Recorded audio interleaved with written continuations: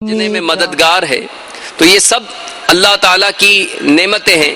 اگر تم اللہ تعالیٰ کی نعمتوں کو شمار کرنے کی کوشش کرو اور اس کام میں اپنی زندگیاں صرف کر دو تو بھی اس پر قادر نہیں ہو سکتے. تو اللہ تبارک و تعالیٰ کی نعمتوں میں سے ایک نعمت یہ آزادی کی نعمت بھی ہے.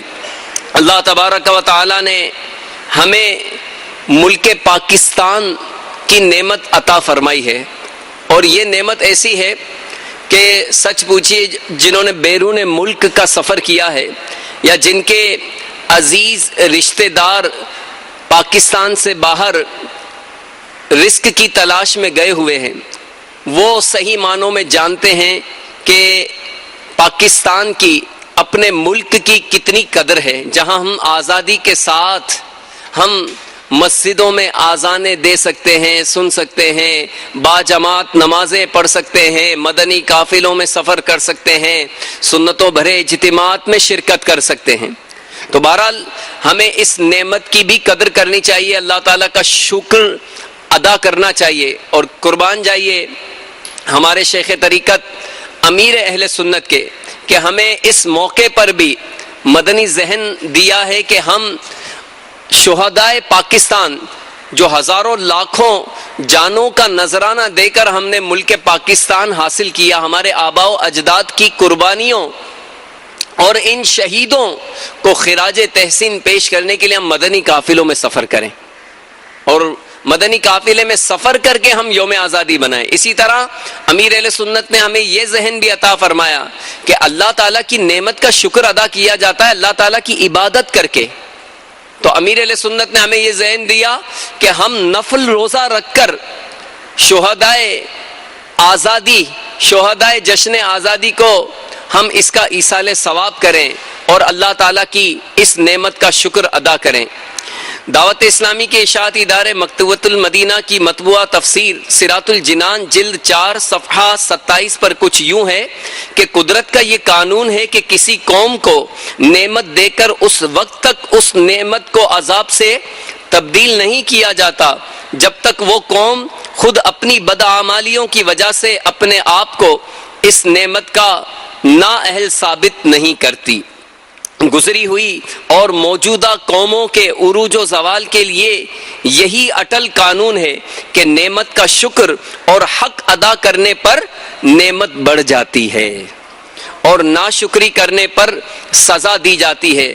یہاں یہ بات یاد رہے کہ قدرت کا یہ قانون صرف غیر مسلم قوموں کے ساتھ ہی خاص نہیں بلکہ مسلمان بھی اگر اسی روش پر چلیں تو اللہ عز و جل ان سے بھی اپنی دی ہوئی نعمتیں واپس لے لیتا ہے اور انہیں بھی ذلت و رسوائی کا سامنا کرنا پڑتا ہے. جیسا کہ مسلمانوں کے عروج و زوال کے اسباب کی معرفت رکھنے والے بخوبی جانتے ہیں کہ جب تک مسلمان اللہ تعالیٰ کی دی ہوئی نعمتوں اور ان کا حق ادا کرتے رہے تب تک عروج کی ان پر منازل فائز رہیں، یعنی عروج کی منازل پر یہ فائز رہے اور دنیا کی بڑی بڑی سپر پاورز ان کے زیر حکومت رہیں اور غیر مسلم مسلمانوں کا نام سن کر لرزتے رہے.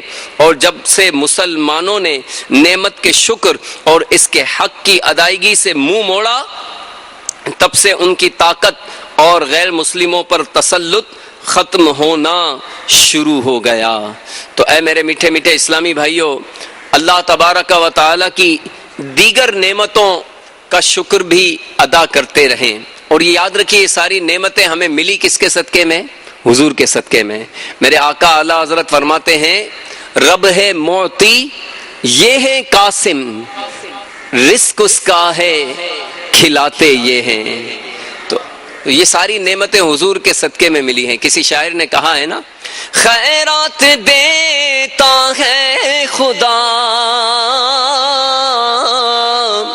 ہر وقت تیرے نام کی، جس کو ملا جو کچھ ملا اور جتنا ملا صدقہ تیرا. میرے نبی پیارے نبی ہے مرتبہ بالا تیرا. تو آج آج ساری نعمتیں حضور کے صدقے میں ملی ہیں. خود حضور صلی اللہ تعالی علیہ وآلہ وسلم کا ارشاد پاک ہے انما انا قاسم واللہ یعطی، اللہ تبارک و تعالی مجھے عطا کرتا ہے اور میں تقسیم کرتا ہوں. تو الحمدللہ ہمارا تو نعرہ ہی یہی ہے کہ ہمارے رہنما ہمارے پیارے آقا ہیں اور ہمارے محسن اعظم ہمارے پیارے آقا ہیں. پاکستان کا مطلب کیا؟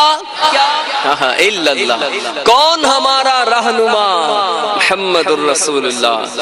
اللہ تبارک و تعالی ہمیں جو اللہ تعالیٰ نے نعمتیں عطا فرمائی ہے، آزادی کی نعمت عطا فرمائی ہے. آج دیکھ لیجئے اپنے ارد گرد اور اطراف میں دیکھیے کہ ہمارے مسلمان گانے بجا کر معاذ اللہ ناچ گانوں میں مبتلا ہو کر یہ آزادی کی نعمت کا شکر منا رہے ہیں. بلکہ ہونا تو یہ چاہیے رب کے حضور سجدہ ریز ہو کر، خوب نیکیاں کر کے، روزہ رکھ کر، اللہ کی راہ میں سفر کر کے، مدنی قافلوں میں سنتوں کی تربیت کے لیے سفر کر کے ہم آزادی کا جشن منائیں. بہرحال اللہ تبارک و تعالی مسلمانوں کو عقل سلیم عطا فرمائے.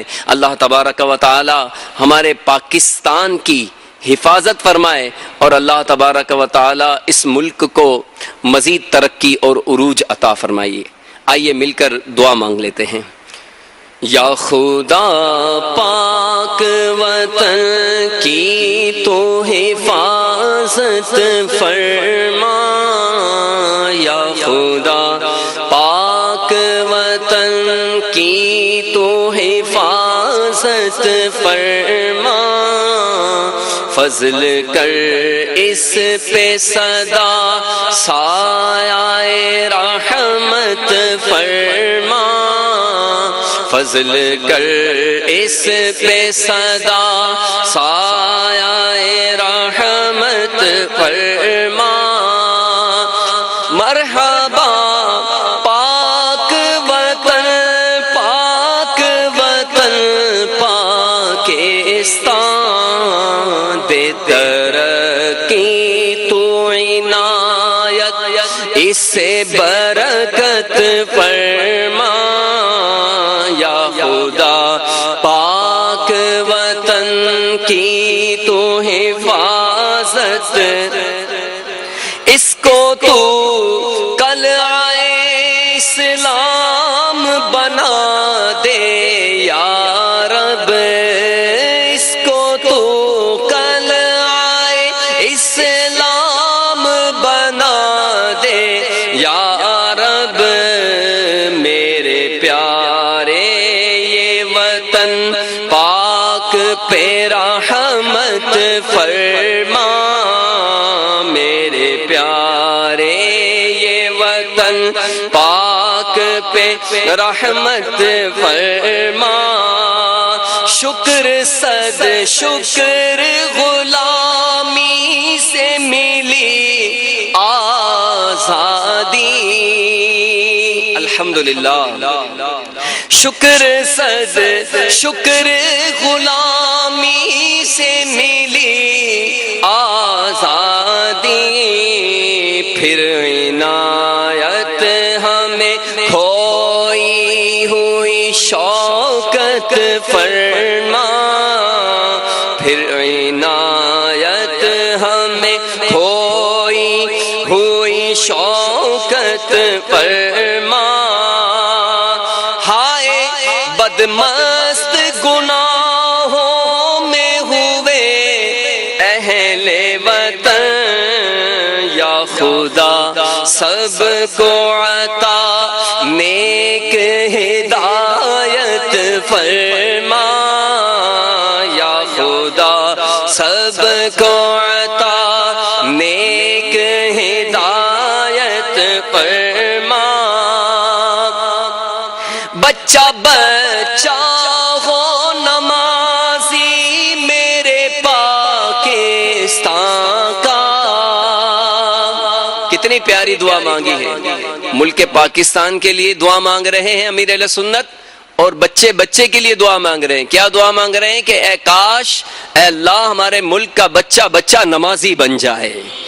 بچہ بچہ ہو نمازی میرے پاکستان کا، اللہ